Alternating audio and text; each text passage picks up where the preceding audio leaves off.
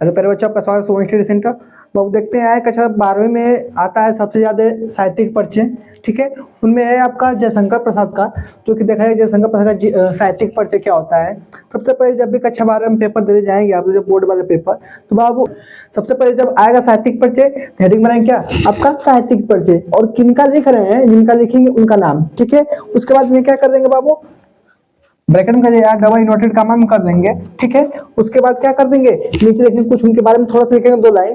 जैसे महाकवि जयशंकर प्रसाद जी का जन्म काशी के अत्यंत प्रतिष्ठित वैश्य परिवार में हुआ था। ठीक है, कब हुआ था वो, 1889। जब लिखेंगे तो क्या करेंगे, इसको अंडरलाइन कर देंगे। क्या करेंगे बाबू, कॉपी में अंडरलाइन कर देंगे। बात समझ में आ गई। फिर इनके पिता का नाम देवी प्रसाद साहू। ठीक है, इसको डबल इन्वर्टेड कामा में कर देंगे, थोड़ा सा चिन्हित कर देंगे, या इस पर क्या करें, उसका एग्जामिनर का फोकस जाए। ठीक है, उसके बाद देखेंगे इनका परिवार सुंघनी साहू के। ठीक है, इनका परिवार किसके नाम से प्रसिद्ध था, सुंघनी साहू। ठीक है, और कहाँ पे जन्म था, काशी में हुआ था। उसके बाद लिखेंगे, हेडिंग बनाएंगे वो आपका साहित्यिक परिचय। ठीक है, तो साहित्यिक परिचय में कुछ ज्यादा लिखना है, बस थोड़ा सा है, बस थोड़ा सा ध्यान देंगे तो हो जाएगा।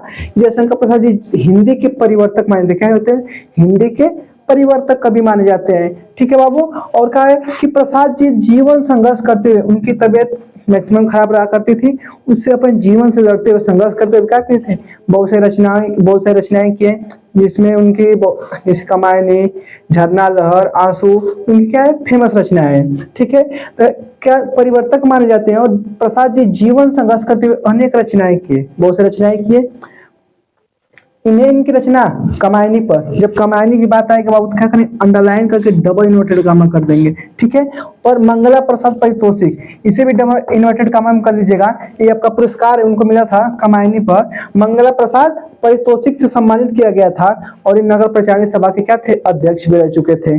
ठीक है बाबू, बात समझ में आ गई। क्या लिखेंगे, जयशंकर प्रसाद जी हिंदी के परिवर्तक माने जाते हैं, और प्रसाद जी का जीवन संघर्ष करते हुए बहुत सारी रचनाएं किए, उनकी 67 रचनाएं हैं। ठीक है, इसमें कमायनी, झरना लहर, आंसू, ये सब क्या उनकी फेमस रचनाएं हैं। ठीक है बाबू, और क्या करें, इन्हें इनकी रचना कमायनी पर, किस पर, ये लिखना बहुत इंपॉर्टेंट चीज है बाबू। साहित्यिक परिचय में लिखना है कि कमायनी पर मंगला प्रसाद पारितोषिक, जो पुरस्कार मिला था उनको, ठीक है, जो सम्मान मिला था, इसको लिखना बहुत जरूरी है, इसको अंडरलाइन कर लीजिएगा।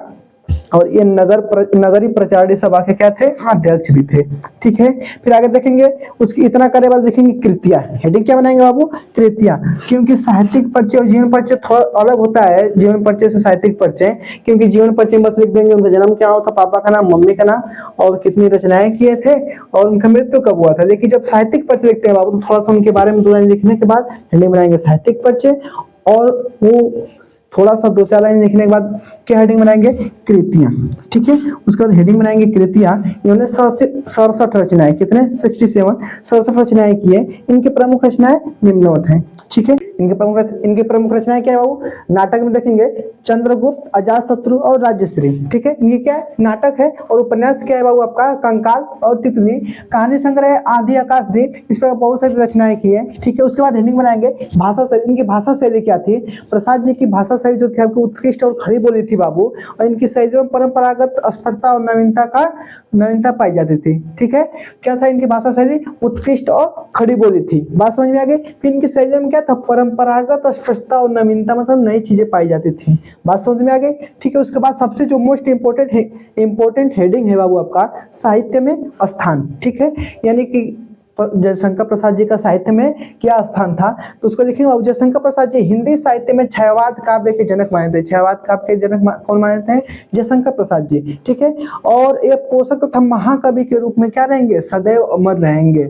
बात समझ में आ गई। और क्या करेंगे, जब इतना लिखने के बाद क्या करेंगे, थोड़ा सा लिखेंगे एक लाइन में कि इनका मृत्यु कब हुआ था, 15 नवंबर 1947 को प्रसाद जी क्या हो गए, मतलब उनकी मृत्यु कब हुई, 15 नवंबर 1947 को हो गई। बात समझ में आ गई। ठीक है, आपका साहित्यिक परिचय। ठीक है बाबू, बात समझ में आई। वीडियो अच्छा लगे तो लाइक करें, ज्यादा से ज्यादा दोस्तों में शेयर करें, और चैनल को सब्सक्राइब कर बेल आइकन जरूर दबा दें।